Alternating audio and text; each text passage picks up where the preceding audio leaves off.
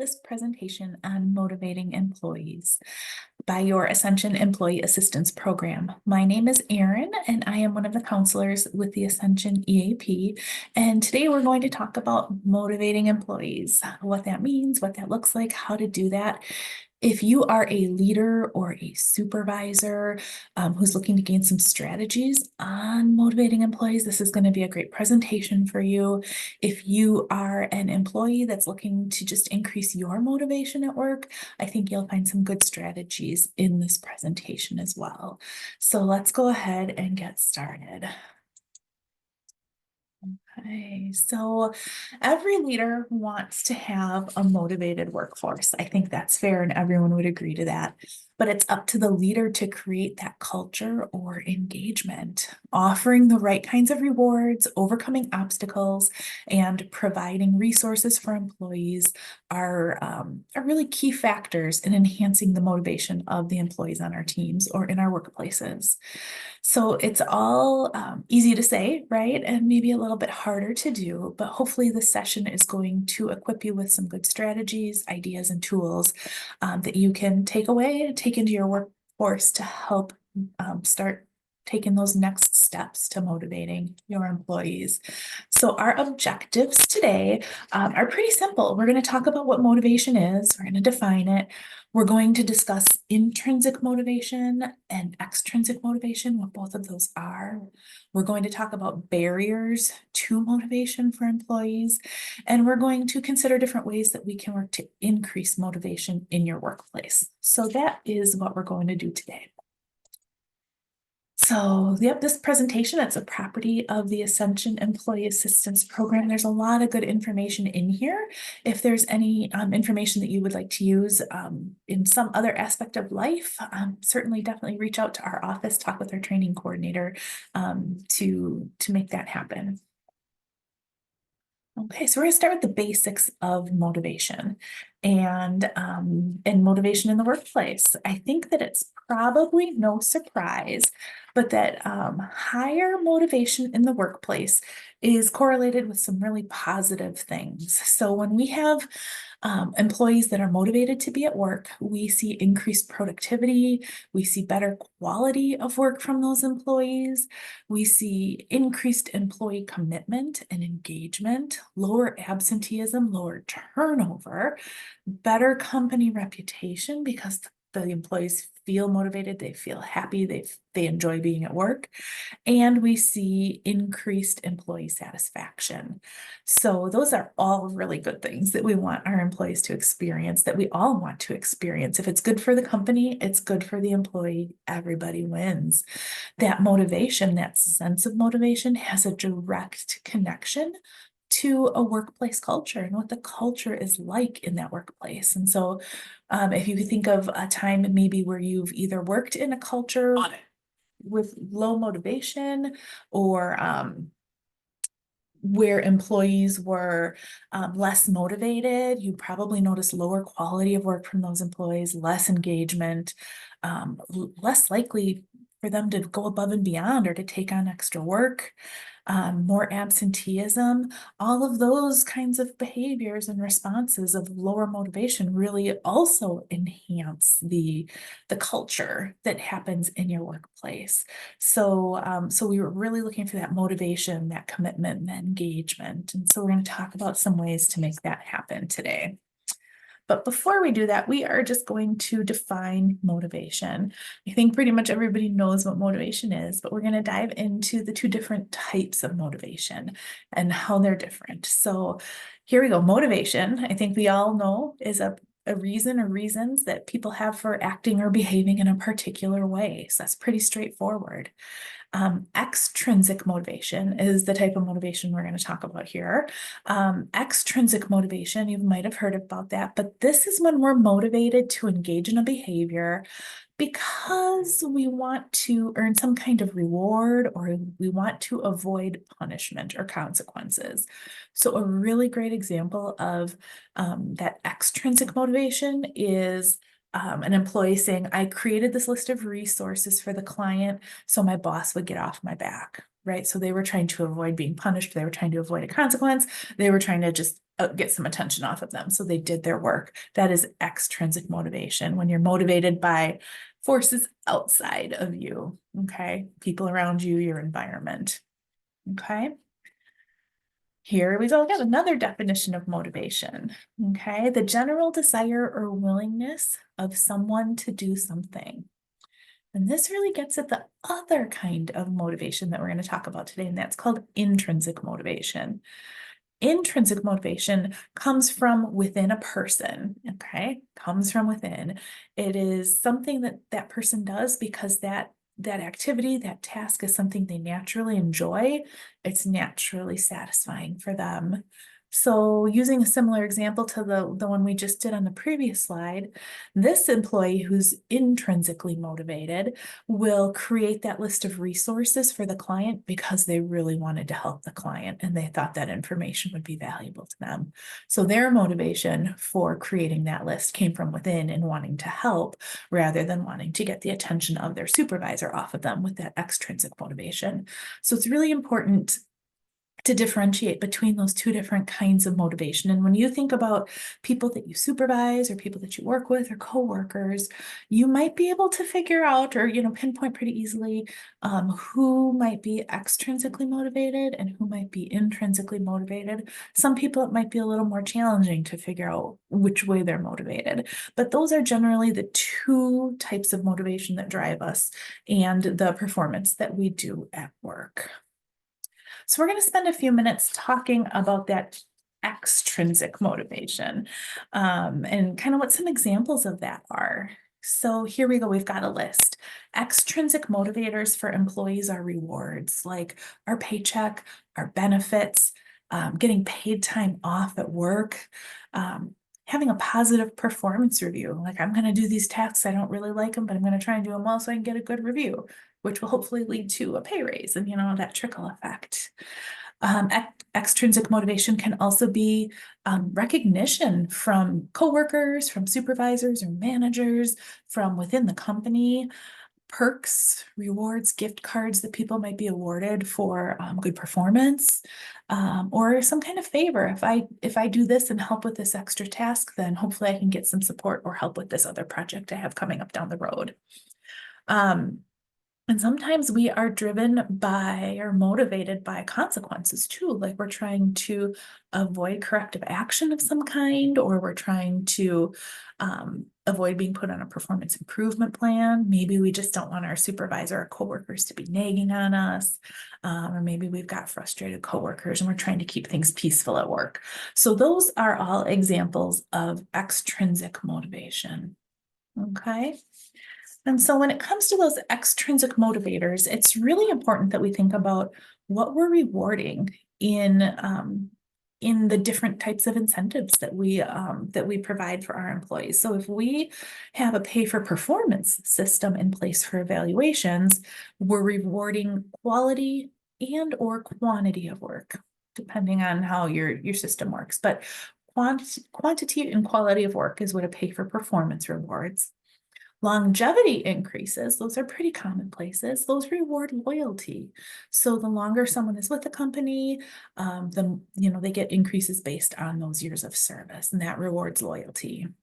Commission, if you work in a sales position, rewards sales. And with the sales often comes a competition, an element of competition among those people who are selling products or items and receiving that commission. So that reward really rewards sales and efforts around sales. And we hear a lot about cost of living increases. And a lot of times those cost of living increases are kind of veiled as a performance raise. But really a cost of living increase is not really a reward at all. That cost of living increase is really commensurate with inflation costs and the costs of products and services rising. So really is not viewed as a reward at all, that cost of living increase. So when you are thinking about yourself as a supervisor and you're thinking about this concept of extrinsic motivation and how you interact with your employees, for any of your employees, it can be helpful to reflect on how you interact with them. But when you ask for honest feedback, is that something that you hear, you're open to, even if it's hard to hear? Sometimes some supervisors ask for honest feedback, but then when they receive that, they might punish it, or there might be some kind of other consequence that comes along with that. And that can be something that really impacts an employee's motivation at work. Or what about asking for quality of what work output? Do you ask for quality, but then reward the person who got the most done? That sends a very conflicting message. So asking for quality, but rewarding the person who gives quantity. Do you ask for collaboration among employees and then promote that person who's kind of a cutthroat competitor? So it can be helpful as a supervisor to think about times when we've rewarded the wrong things in our employees, when what we rewarded didn't end up matching the message that we were sending to them. And I think if you find that you've been in that situation, I don't think it's anything to beat yourself up over or be too worried about. I think as a supervisor, sometimes it's a tough position to be in, and we're doing the best that we can. And sometimes we might accidentally reward something different than what we're asking for and not really realize it. The important thing is to be able to reflect back on it, identify those times that it did happen, and then have more awareness moving forward to try and not do that in the future. Okay. So another concept on rewards in terms of what we're rewarding through our workplaces. Many employers offer some kind of company rewards or benefits or discounts as being part of an employee in that organization. So for some places, this might be a discounted gym membership where you reward employment by saying you get 20% off your monthly gym membership at this facility. I worked somewhere once where we were able to do certain tasks to earn an extra day off each year. And that was something that was really popular. Do employees know that you offer these incentives or these perks? Sometimes there's so many things that are discussed when we're hiring employees, right? Important things. It could be benefits, it can be insurance, it can be all the other pieces and just getting the paperwork done.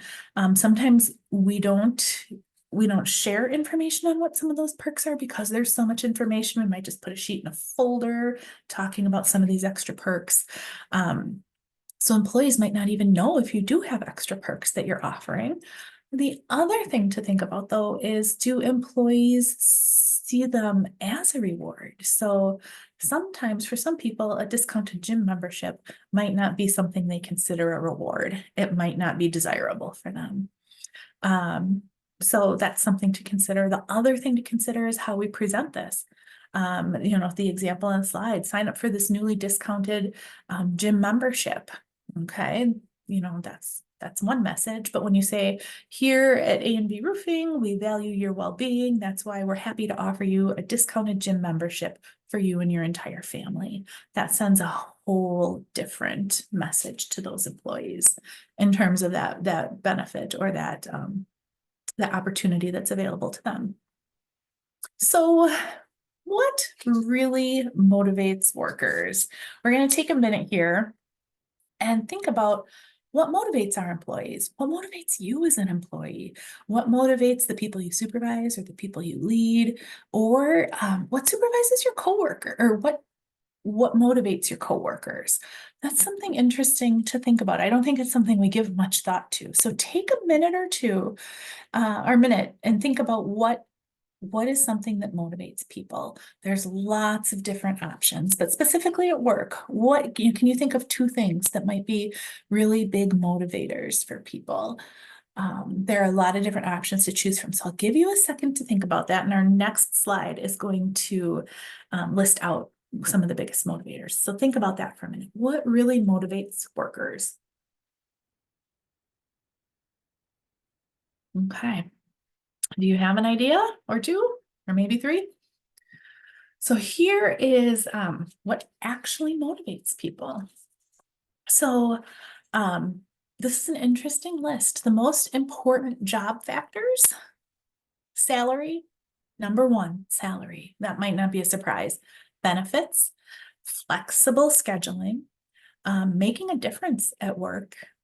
Job title is number 5. Having challenging, fulfilling work, number 6. Working from home, academics, maybe academic money to offset classes, professional development, having an office to work in, or number 10 is a company car. That's apparently a benefit for a lot of people or a motivating factor. What employees say on that right-hand column: salary, benefits, flexible scheduling, employee recognition. Employees really enjoy being recognized for the hard work that they're doing. Turning feedback into action, increased training, hiring more workers so you're not working so short-staffed. Again, money for that, tuition reimbursement, professional development, having a specific career path, right? And casual dress code. Those are all reasons that employees stay in a position.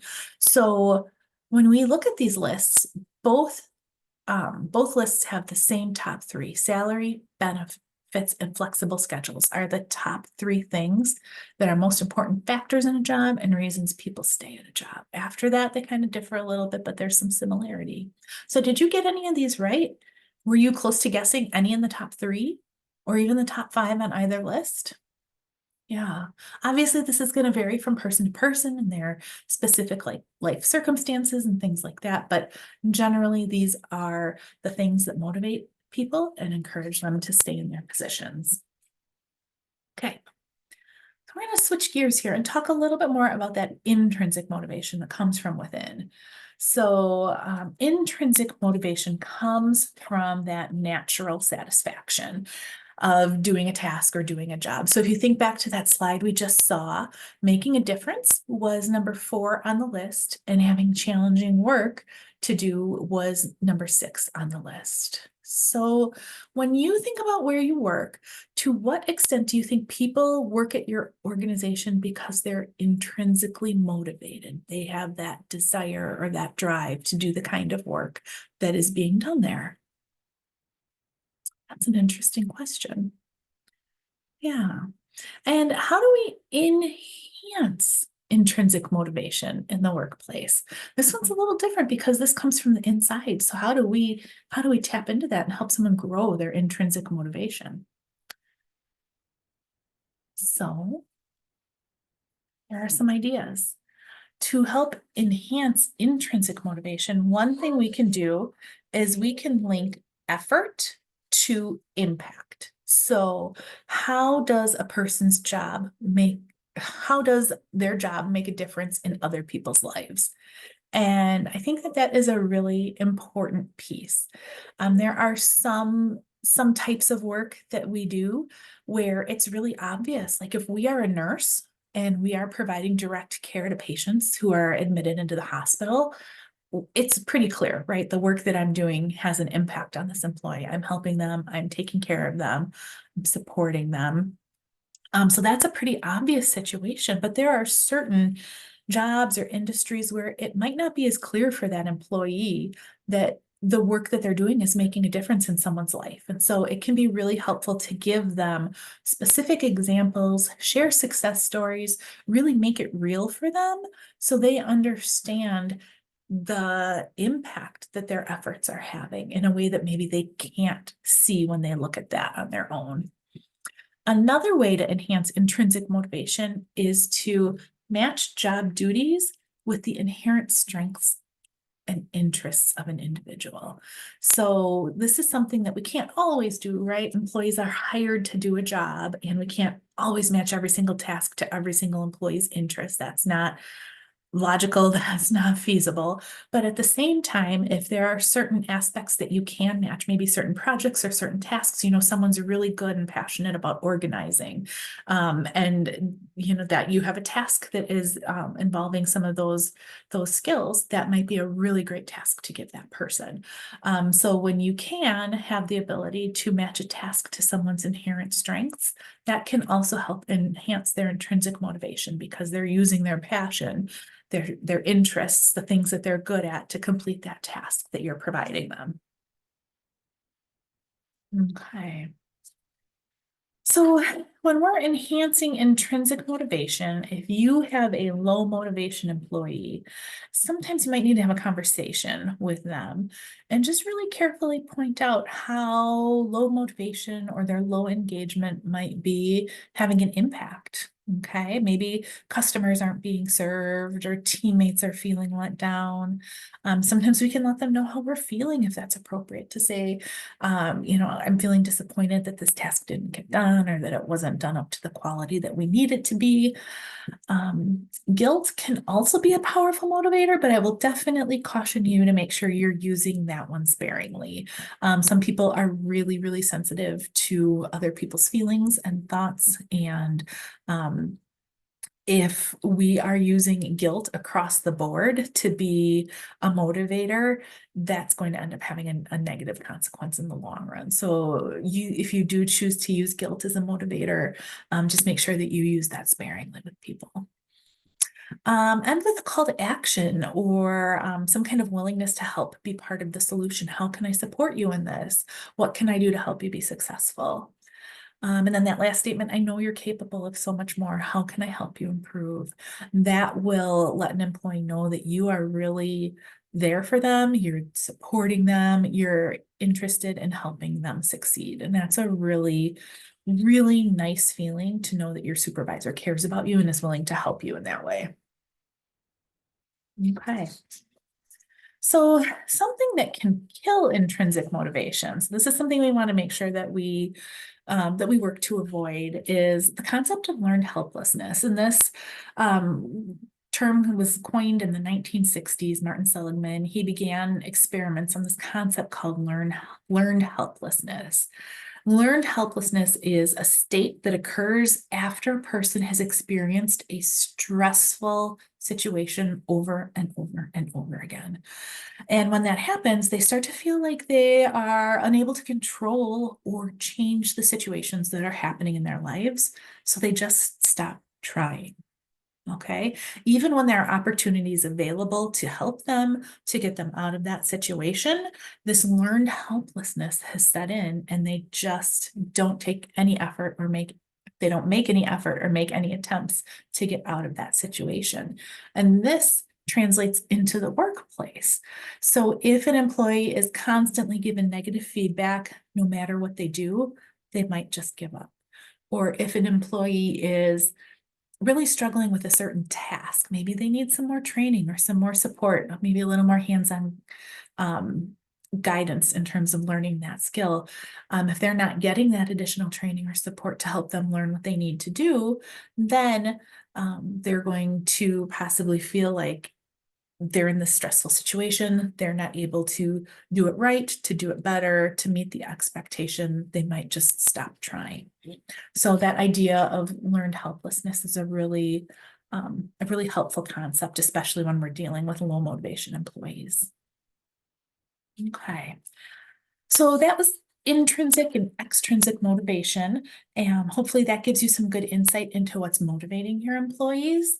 We are going to spend some time talking about a concept called motivational interviewing. And motivational interviewing is a really great strategy to use with employees. Now, when we hear the word interviewing and we're talking about work, your brain might jump to thinking about a job interview where you're interviewing different candidates. That is not what motivational interviewing is. Motivational interviewing isn't a strategy. You could use some of these strategies in a job interview where you're hiring employees, but this is a way to communicate with employees who you're already working with. So motivational interviewing is a method that works on facilitating and engaging intrinsic motivation within another person in order to facilitate a change in behavior. So this is something that we first started learning about in the 1980s. It was used initially in treating people who were using different substances. But since then, this motivational interviewing concept is something that has it's widely used now in a variety of different areas and aspects of life and counseling and communication. It's a really successful strategy and it's a really great tool to motivate employees. So that's why we're going to talk about motivational interviewing is a good tool for you. So the spirit of motivational interviewing, the spirit behind this concept is all really positive things that you see on the screen there. Working together with someone, honoring the person that you're talking with or working with, evoking change within the person rather than making them feel like they're being forced to change. Motivational interviewing focuses on their strengths and helps you as a manager or supervisor or coworker display genuine interest in another person and their experience and their perspectives, which can really be helpful in terms of driving that motivation in the workplace. So, um, so principles of motivational interviewing are pretty simple. Motivational interviewing is all about collaboration, partnering with that employee who is low motivation, evocation, drawing them out, starting to see who they are, their personalities, their ideas. Motivational interviewing is all about acceptance, understanding where someone is and what they're going through and how that might impact them in the workplace, and having compassion for that person as well. So there are 4 tasks in motivational interviewing to help you carry this out with your employees. So let's talk about what these 4 tasks are, so you can get some ideas on how you can use this motivational interviewing concept to help bring forth that motivation in your employees. So the first task in motivational interviewing is going to be establishing strong rapport with the employees that you work with. And when we're talking about strong rapport, that sounds kind of technical. This really just means trying to get to know the person and establish good connection with them. This takes time and it can take some effort. Sometimes, depending on the environment that you work in, you're at this first point, it's more than just shouting down to someone on an assembly line some information or saying, "Hey, how you doing?" or "Did you have a good weekend?" It's definitely more than that. It is really developing that good positive relationship. We're going to talk about what that looks like. We used to, decades ago, really have a hierarchical system and clear chain of command. We no longer live in this top-down world. Our workplaces are changing in that way. So servant leadership is the new norm. So this is really all about talking with employees and getting to know what they need, how we as a supervisor can help. Connecting with them. If you knew that their kiddo had a birthday party, asking how the birthday party went, or if they took a weekend trip, how did your trip go? It can be helpful to know some of those personal details and a little bit about each person outside of work. That really goes a long way for motivating employees. That shows that you care about them. Right? So the fact that my supervisor remembered I was doing this thing, wow, that means a lot to me as an employee. And so that's definitely a change in our workplaces over the last few decades. Sometimes, depending on how many people you supervise, this could be easy if you have a small group that you're supervising. But if you are supervising 40 or 50 people, this piece can be a little bit harder. And so sometimes it might be helpful to even just jot some things down to help you remember the different employees, the different things that they have going on, the different people in their life that they talk about regularly, just so you can start to help build that rapport with them. Okay. So the second task of motivational interviewing is coming to an agreement on the main goal. So this is really all about our mission. Well, the company's mission, I guess, not our mission, but the company's mission, vision, values. Those things should be everybody's goal, right? You're coming to work, you're doing this work, you're carrying out the mission, the vision, or the values of this workplace. If that's not at the foundation of everybody's goals at work, then they might not be in the right organization for themselves. Focus on those things, the mission, the vision, the values, can really help guide and shape behaviors, engagement, and motivation at work. So can setting personal and professional development goals. So if there are areas where an employee needs to develop or learn more, right? Setting some goals around that. project goals. Another thing that can be helpful in coming to agreement on the main goal is something called the stages of change. I'm not sure if this is a concept you've heard of before. I'm going to show you what this is. So this graphic shows the stages of change, and I'm just going to explain this to you briefly. So you understand what you're looking at here, aside from this really beautiful, colorful slide. So the stages of change are, this is a model of behavior change, essentially. So when someone wants to change a behavior, or maybe an employee needs to change a behavior based on what you're seeing in terms of their performance at work, these stages of change can be really helpful. So when we're looking at this, it's kind of hard to know where to jump in, but we start at the top on that very light blue circle where it says pre-contemplation.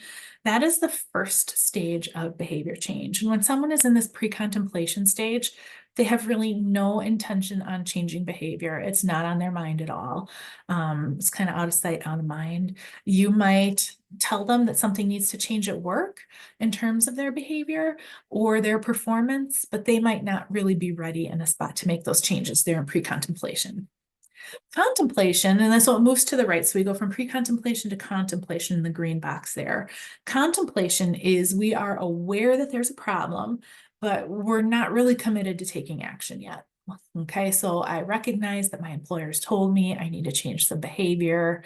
I can maybe start to see that it's a problem, but I'm not ready to change yet. Then we move down to that purple box, preparation, and this is where somebody starts to become really intent on making that behavior change. So they're going to start making a plan on how to do that. And then we move into action. And when we're in the action stage, this is where we have really active behavior modification pieces. So we are implementing that plan, we're making changes, we're trying to address whatever the behavior is or the performance concern that was brought to our attention. And once we're in that action stage, and we're mastering these pieces of bringing these, these new behavior changes into our life, our performance is improving, we're meeting the expectations better or more consistently. There's an improvement from, we're getting positive feedback on the changes that we're making. Then we move into the maintenance phase. And when we're in that maintenance phase, that dark blue circle, this is where we have sustained behavior change. So our new behaviors replace our old ones that were of concern. Okay, so we hang out in this maintenance phase. Some people might relapse and, maybe something stressful happens at home and that impacts their ability, to focus or concentrate as much at work. So they might relapse and you might start to see some of these old behaviors come back. Sometimes people will relapse all the way back to pre-contemplation or contemplation. Sometimes it might just be a little hiccup and they might start back at preparation. So this is the cycle of change that can be really helpful just to be aware of when we're talking with employees. So you can identify, you're having conversations with them. How motivated are they to start making the changes that you feel they need to see? Are they thinking about it? Is it not on their radar? Are they moving closer to implementing some different things that could be helpful to see that behavior improvement or that performance improvement? Okay.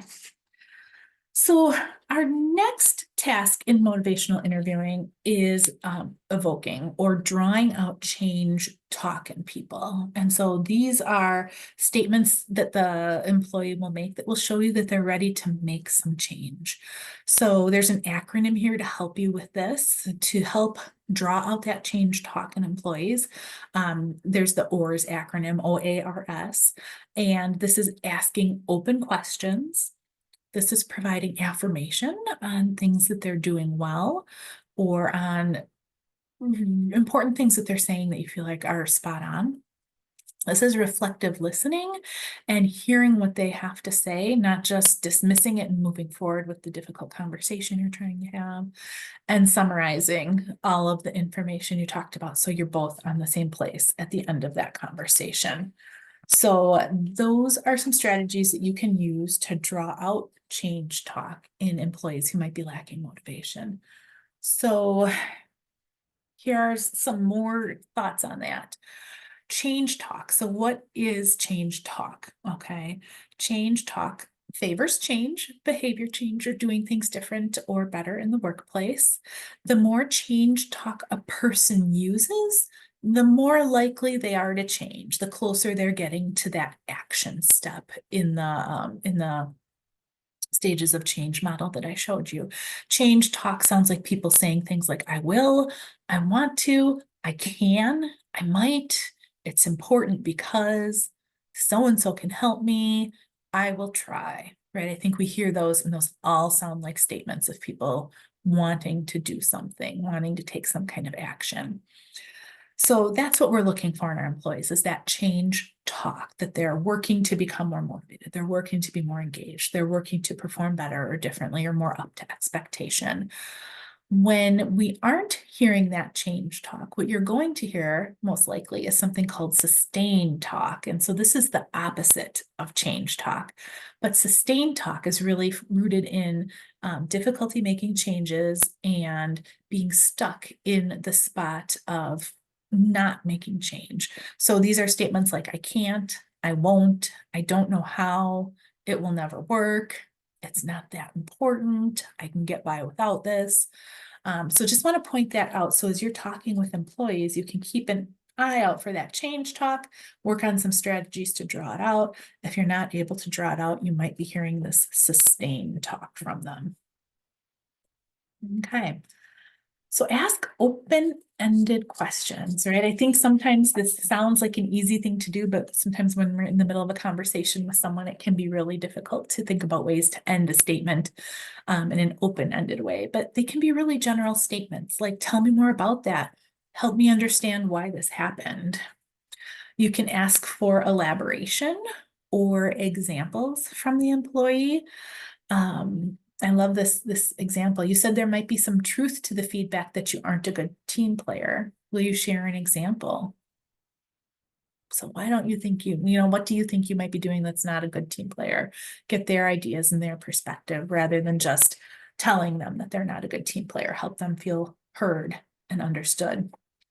And ask how the future will be better if they're more successful. That can be really motivating for them to think, for employees to think about themselves succeeding in whatever it is that you're hoping that they will do or change to incorporate. Another strategy that can be helpful is using extremes, inquiring about the extremes, like what's the worst thing that could happen in this situation? What's the best thing that could happen in this situation? And help them see those opposite extremes, because that can be motivating as well. Like they might not want to get to this situation if the worst case situation happens. They might want to have that more better case scenario, and helps them see what they can do to make that happen. Last is using change rulers, or kind of the idea of asking the employee to scale their experience. So on a scale of 0 to 10, how likely are you to make this change? Okay. And so if they say that they're a 6 out of 10, you could say, okay, so why are you a 6 and not a 7? What could help you get from a 6 to a 7? And it's important if you do use that strategy that you go up. So go 1 up or 2 up from what they say. So if they say they're a 6, you want to go 7 or 8. You don't want to go 4 or 5. When you go 7 or 8, that really opens the door for that change talk, and really encourages them to think about, oh, what would I have to do differently, or what could I do differently to bring that up 1 notch? Okay. And then there is the resistance that we sometimes experience as supervisors or managers.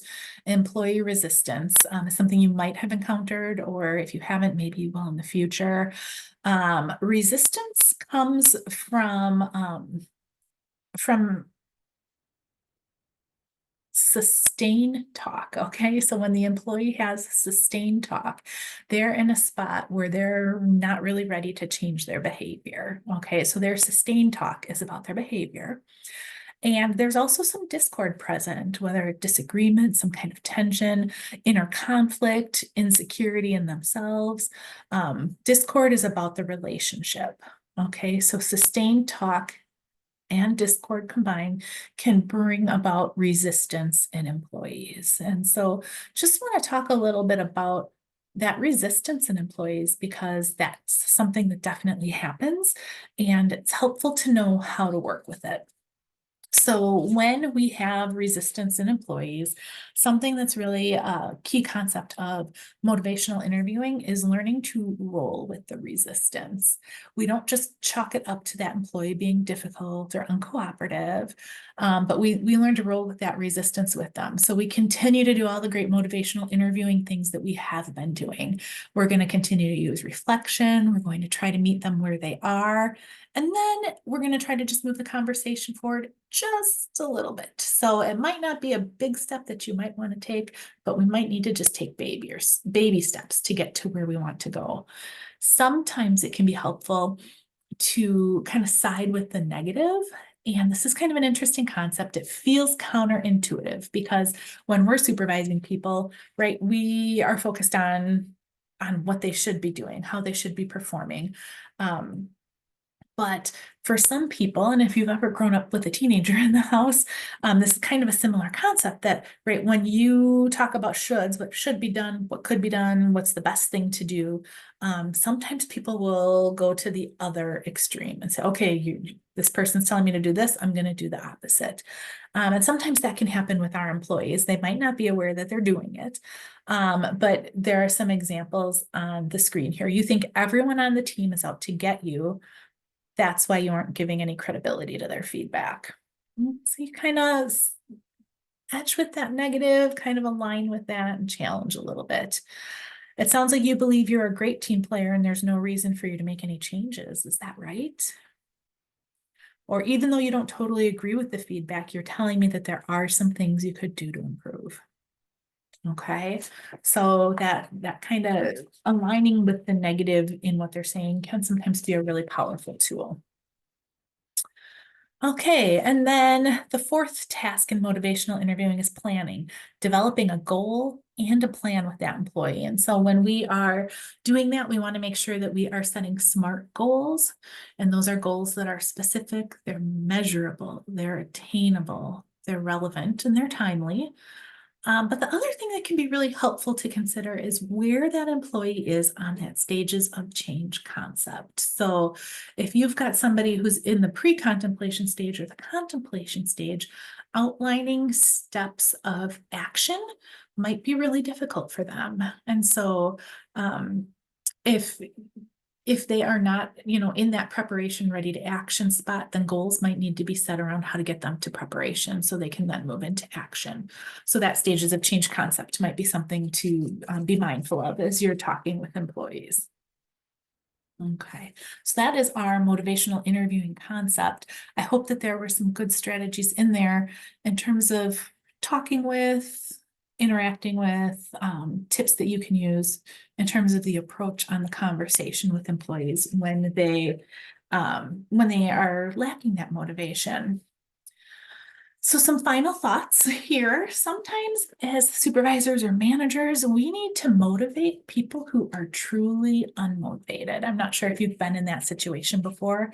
That can be a really tough place to be. So if that's the case, you might need to have a really hard conversation with the employee. Right, when we think about employee performance, we think about a bell curve, right? It's average. You're going to have some really top performers at the top end of that curve, and you might have some really not great performers or low motivation people at the bottom. So then most people probably be average.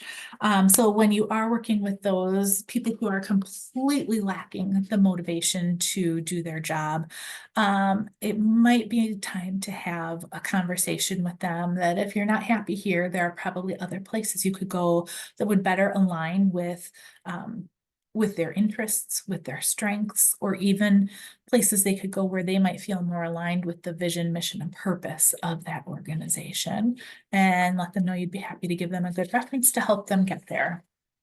Okay.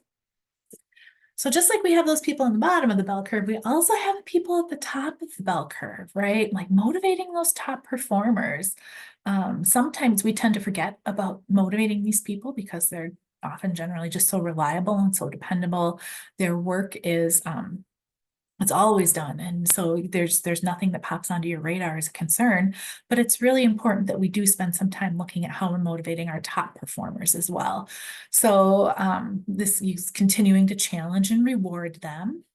When stagnation sets in, kind of up the ante, up the goal, up the reward. What kind of things can you do to help motivate them? Sometimes supervisors can be accused of having favorites, like, well, that's your favorite employee or they're your favorite people. Um, if your favorite people are the highly engaged, most motivated individuals who consistently are giving it their all, that's great, right? You can explain that. Like these goals are constantly met, they're constantly rewarded. Extra perks and rewards can definitely be appropriate for those people, but a thing that's key is that being a favorite really needs to be a position that anyone can learn. I mean, anyone can earn, sorry, a position that anyone can earn. So those people who are looking at the favorites in envy, right, might be starting to work harder. They might be starting to work smarter. They might be working to meet goals or expectations so they can get into that group. They need to be able to get into that group. Anybody who you are supervising needs to have the opportunity to become a favorite and experience those extra perks and rewards that you might be giving to those people who fall into that category for you. So don't forget about those top performers too. So today we've talked about a lot of really good information. I hope you found some tips or strategies that you can use to help motivate your employees. If you have questions or if you feel that you could use some extra growth or development around supervision or motivating employees, you're definitely welcome to reach out to EAP and meet with a counselor for that information and that support. So here's our contact information.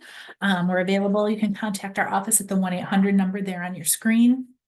You can email us, eap@ascension.org. That will connect you with one of our counselors who can help schedule an appointment or help arrange whatever it is that you might need. If you just want to check out our website, you can do that too, www.ascensionwieap.org.